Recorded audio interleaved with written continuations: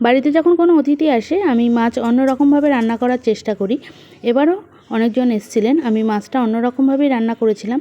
তারা খেয়ে খুব প্রশংসা করেছিলেন, তাই ভাবলাম আপনাদের সঙ্গে এই মাছ রান্নাটা শেয়ার করি।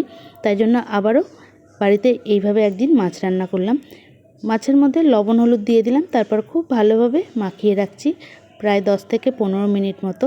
10 থেকে 15 মিনিট মাছটা মাখানো থাকুক, ততক্ষণে আলুটা কেটে নিচ্ছি আর মশলাও তৈরি করে নেব। আলুগুলো এইভাবে লম্বা লম্বা করে কেটে নিচ্ছি। মাছের আলু এইভাবে লম্বা করে দিলেই কিন্তু দেখতেও ভালো লাগে, খেতেও ভালো লাগে।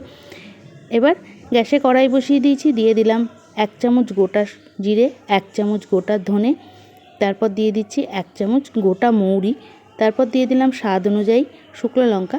হালকা আঁচে 1 থেকে 1.5 মিনিট মতো ভেজে নিচ্ছি। এবার এর মধ্যে দিয়ে দেব 1 চামচ সাদা সর্ষে আর 2 চামচ কালো সর্ষে। তারপর আমি গ্যাসটা বন্ধ করে দিয়েছিলাম, দিয়ে খুব ভালোভাবে মিশিয়ে নিলাম। এর মধ্যে দিয়ে দিলাম 5 থেকে 6 কোয়া রসুন আর কিছুটা পরিমাণ আদা। এই সময় গ্যাসের ফ্লেমটা কিন্তু অফ করা আছে। এবার মশলাটা ঠান্ডা হলে আমি পেস্ট করে নেব।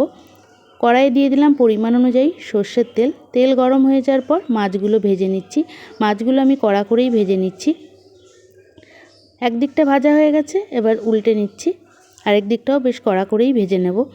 সব মাছগুলো ভাজা হয়ে গেছে, এবার তেল থেকে তুলে নিচ্ছি।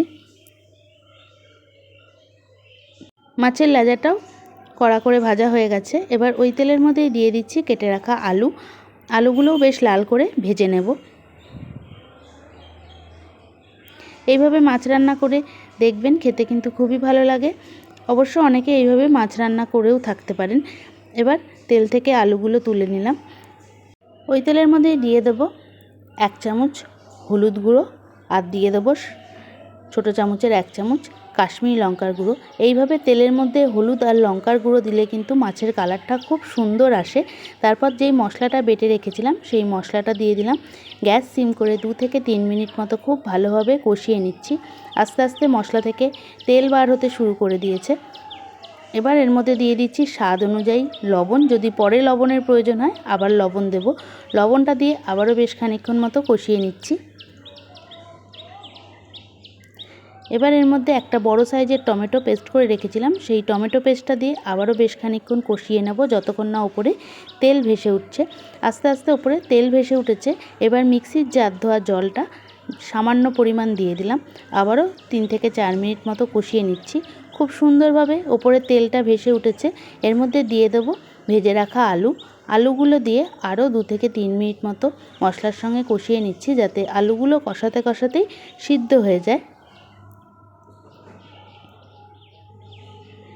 বাড়িতে অতিথি আসলে এইভাবে একদিন মাছ রান্না করে দিতে পারেন। খেতেও যেমন আলাদা স্বাদ লাগবে, দেখতেও কিন্তু খুবই সুন্দর হয়। এবার এর মধ্যে পরিমাণ অনুযায়ী জল দিয়ে দিলাম।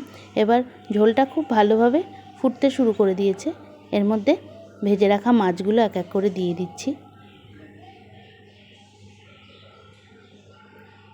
মাছগুলো দিয়ে 3 থেকে 4 মিনিট মতো ঝোলের মধ্যে খুব সুন্দরভাবে ফুটিয়ে নেব।